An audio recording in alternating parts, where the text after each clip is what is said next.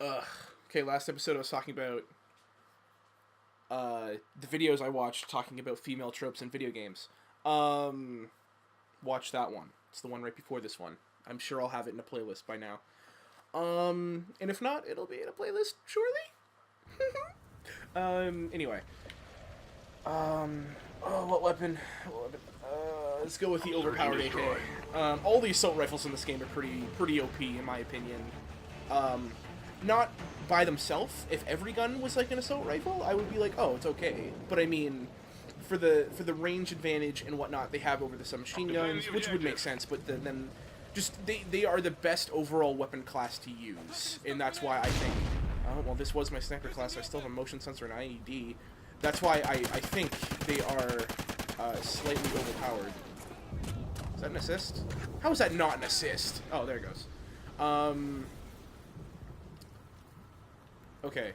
But the female Angry Birds, the white one, is actually named Melinda, and is female. But you wouldn't think that because it was like very messy hair, and it was like it just looked like a slob. It didn't look feminine. It looked very much like a male that just didn't care what other people.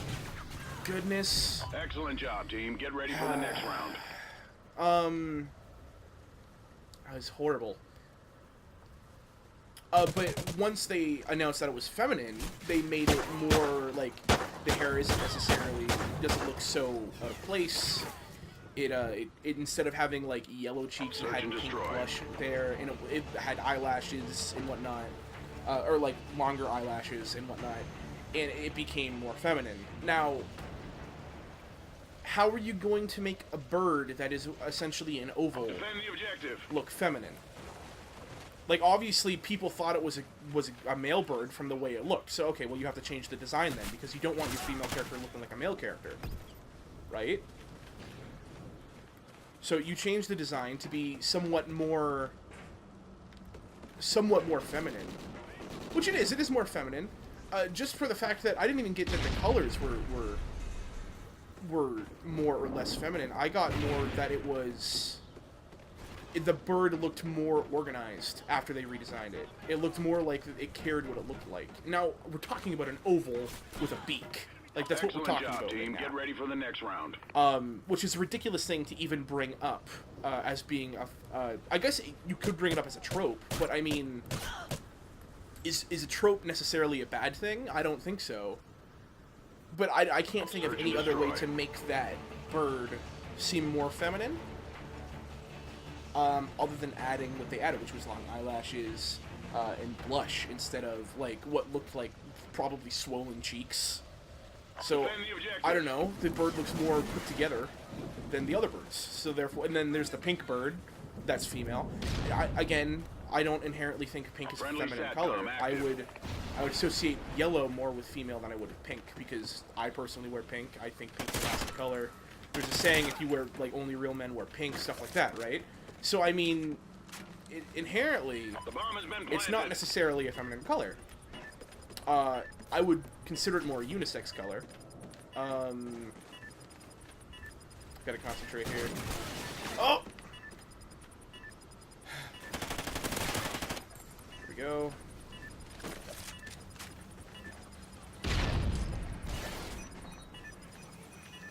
Okay, hold on. I gotta concentrate here, so we gotta get this going.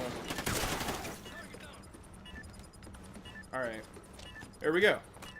There's some points. Bomb defused. And, so yeah, I don't think Get ready for the next round. the Angry Birds female character, quote-unquote, trope is even a thing. I just think that's basic design. She was also talking about, stuff like, FemShep being a male shepherd being the poster boy, as opposed to FemShep, which people argue that the female voice acting is better than the male voice acting. I tend to disagree.